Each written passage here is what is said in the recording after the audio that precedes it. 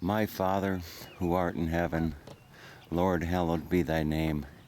Thy kingdom come, thy will be done, on earth as it is in heaven. Give me this day, Lord, my daily bread, and forgive me my trespasses, as I forgive those who trespass against me. Lead me not into temptation, but deliver me, Lord, from each and every evil. Good morning from beautiful, beautiful Santa Rosa, California. I have waited quite some time to be back at this very, very spot here at Spring Lake.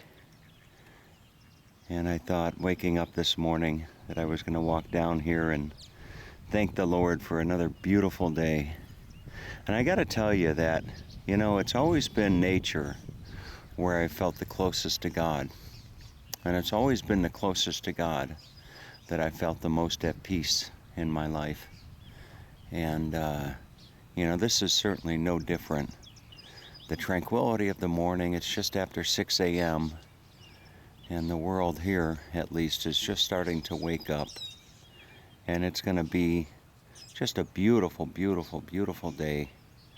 You've got a nice layer of nice marine layer coming over Sonoma County, and that'll burn off in the next 2 or 3 hours, and it'll be a beautiful, beautiful sunny day. But right now I'm just getting actually started with my day. I'm waking up. I slept like a baby. So it's a big difference between sleeping in a campground, where you feel at least somewhat secure, and sleeping behind a Costco parking lot. But to say that I slept, it was just beautiful. I slept with the windows open last night. Temperature got down to about 50 degrees. Temperature got down to about 50, and you could just smell, the aroma. You could smell oak trees and what have you, and absolutely fantastic. Oh, I forgot. One moment. Pilanat, as they say in Budapest. Boy, that's good. But I had dinner last night with a gentleman named Lane Nguyen, and you spell his name L-E, and the last name is Nguyen. And Lay used to be my college instructor. And, we sat down to dinner last night, and I told Lay, I said, Lay, you know what, I'm big on sayings. And he said, you are? And I said, yeah. And I said, one of my favorite sayings is to have a grateful heart and be quick to acknowledge those that help you in life. And I said, Lay, I can count the people on one hand that have made a huge difference in my life. And you're one of them. I said, you're one of the people. I said, your patience with me over the years, your patience, your kindness, your willingness to help me has made a huge difference in my life. And we proceeded to have a nice dinner and talk about how he and I could work together on various projects. And I was telling him that my motivation for wanting to have a partner, as I keep juggling my coffee cup, my motivation for wanting to have a partner was, or is, just, there's a couple reasons. One is, I'm a one-man show, and God forbid something happened to me. My clients would, I'm not going to say they'd be up a creek without a paddle, but they wouldn't be in the best of spots, because my website brings in probably 50% or more of their revenue. So, that was one thing. And then the other thing I was telling him was that if something happened to me, if something were to happen to me, that, this business that I've built that does very, very well would just go up in smoke. It would just disappear. And so anyway, long story short, he's actually excited to help me. He is the the enterprise development application manager or something for a big winery, Kendall Jackson, as a matter of fact. He works for He works for Kendall Jackson. So the dinner went really, really well. He told me something. He told me something as I turned the camera. I want you to see this site here. But we were just finishing our dinner last night, and we were walking out to the car, and we were telling him about the. I was telling him about the story. Look at all these geese here. I'm going to see if I can't give you a grounds view of the geese.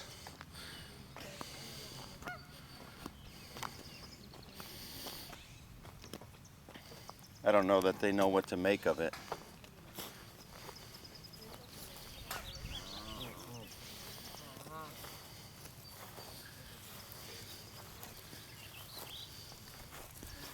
Okay.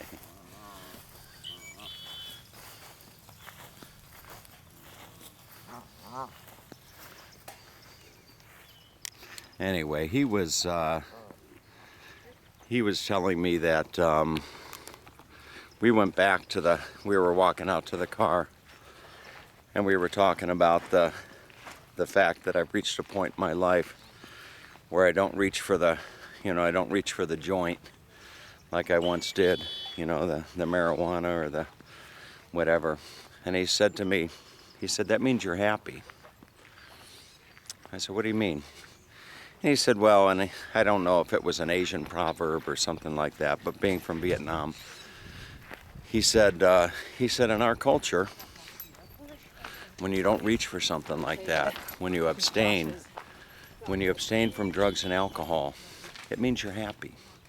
And I said, I don't know about happy. I said, happy is a fleeting emotion. Happiness is a fleeting emotion that comes and goes. I said, maybe more so that I'm at peace with myself.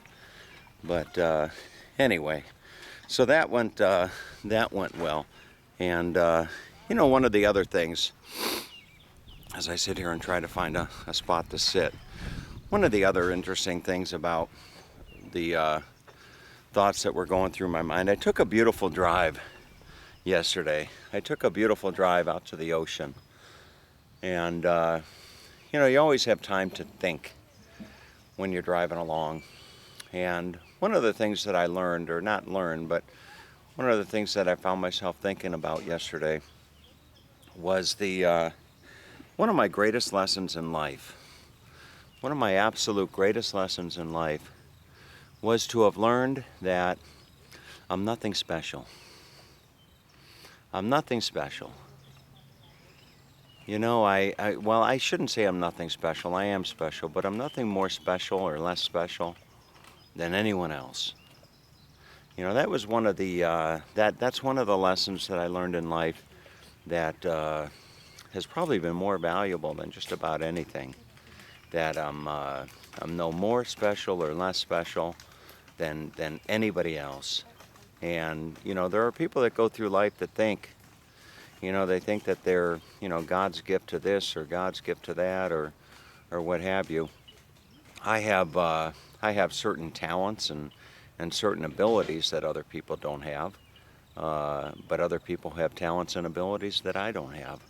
So it's just nothing special. I used to think that coming back to some place like Sonoma County, after being gone for 4 years, 5 years, you would think that, people would be quick to call you up on the phone and, say, oh, you're back in town, let's get together, no, none of that.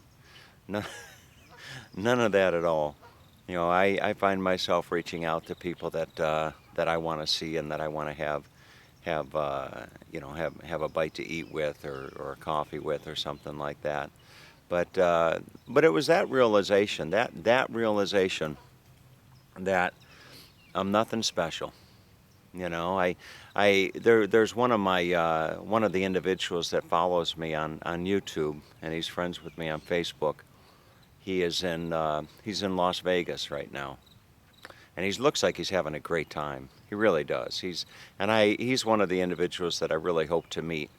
But he posted a picture on he posted a picture on Facebook today, and the picture was of Steven Tyler's wallet, or not wallet, it was of Steven Tyler's bracelet. Steven Tyler is a musician. He's a singer, a musician, lead singer of the band called Aerosmith. And he had posted a picture, something to the effect that, you know, he couldn't believe that he had caught, he couldn't believe that, I guess Steven Tyler threw his bracelet into the crowd or something like that. I don't know what he said, but he posted, I'm looking for it as we speak, and I don't know if I'll be able to find it or not, but it doesn't matter. But anyway, so he was all excited because he caught Steven Tyler's bracelet. And, you know, at the end of the day, not to pop his bubble, but at the end of the day, Steven Tyler, you know, there's nothing special about him. There's nothing more special or less special about him than anybody else. You know, he's got some wonderful talent, you know, don't get me wrong, but he's not special, you know. He's not any more special or less special. But I'm not able to find it right now. But anyway, the other thing that was on my mind was I got an email yesterday, and I got an email from somebody, and his name was, if I can find it, his name was Mark in Michigan.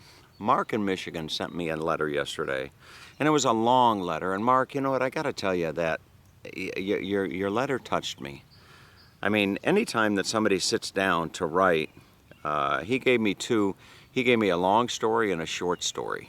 He said, here's the long story, here's the short story. Uh-oh, I got a visitor. He's coming, let's see, they're coming back over. I don't know what. Maybe they think I got some bread or something like that. But here they come. I don't know. Maybe they're going to gang up on me. Oh well. Anyway. Anyway, so as I adjust the camera here.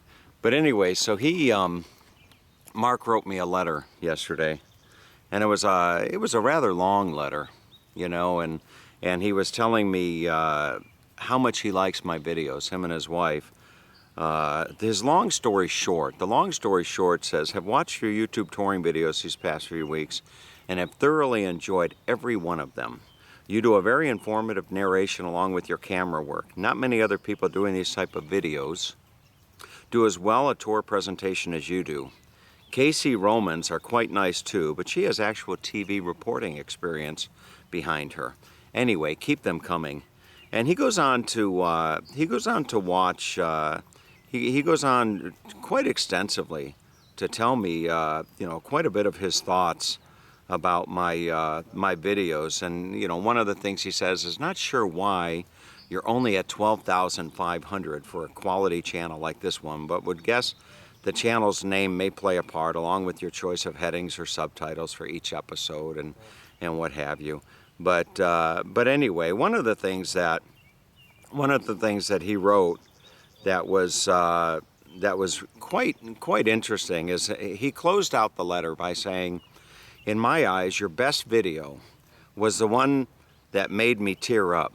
It was the tribute video to your father, Ernie. I wanted to show it to my wife the next day. She likes your videos also, but could not find it, thinking the title was Memorial, not Tribute. So the title impaired my search. I finally found it. After pulling my hair out, and I don't have that much hair left to lose, I teared up again while we both watched it. Anyway, thanks for making such a large selection of travel videos available and for taking me along in your adventures. So, you know, Mark, thank you for taking the time to share that with me. And, you know, one of my takeaways from Mark's letter is how my dad continues to touch people's lives. And you can see the video. Just type in Ernest Hall Tribute. Just go on YouTube, type in Ernest Hall Tribute, and watch the video of my dad. But you know, it's it's really nice. It's really nice that the geese are all going out for their swim. But it's really nice how my dad's video or videos, I should say, continue to touch people, and that's a special quality. It's a special quality he had, that he could be so endearing to people such as he was. And my dad had a good heart. My dad had a wonderful heart. There wasn't one mean bone in his body, and he loved everybody. He didn't see color in people. He didn't see nothing. My dad was just a wonderful man.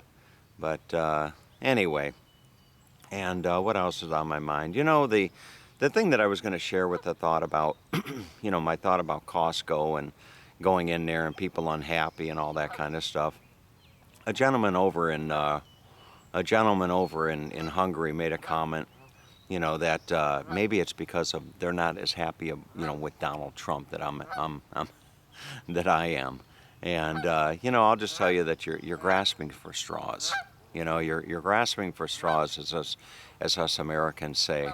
And fact of the matter is, if you want to go down the politics road, we live. These people that I was, observing as far as not being happy, are living in California under a very socialist government, if you will. And taxes here are as high or higher than anywhere else in the country. Something like 13% state income tax on top of your federal income tax.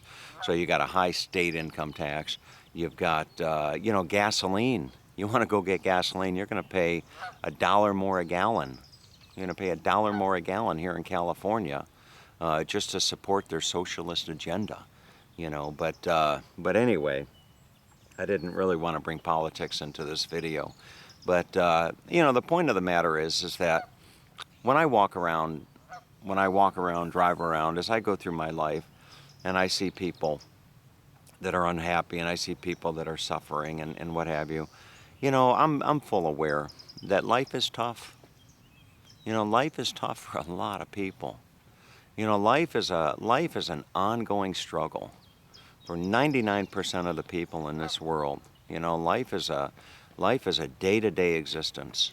It's a day-to-day existence. It's a day-to-day struggle, and I get it, and I'm sensitive to that. Oftentimes the other day I was driving down the road and I pulled up to a stoplight, and I'm sitting in my big truck, and I'm looking down at this young woman who was driving an older car, and there she was, and I found myself looking at her and thinking about her. I found myself just looking down at her and thinking, I wasn't thinking that I'm in a big truck and you're not. I was thinking, what I wonder what her life's like. I wonder if she's wondering if she's going to make rent this month. I wonder if she's, wondering if she's going to, find a job, if she's going to, so I'm sensitive to that. I'm sensitive to other people's disposition in life. Yesterday I was coming back from the ocean. And I was driving down this road called River Road. Beautiful road. It's a stretch of road that goes along the Russian River all the way from Santa Rosa all the way out to the ocean by Jenner.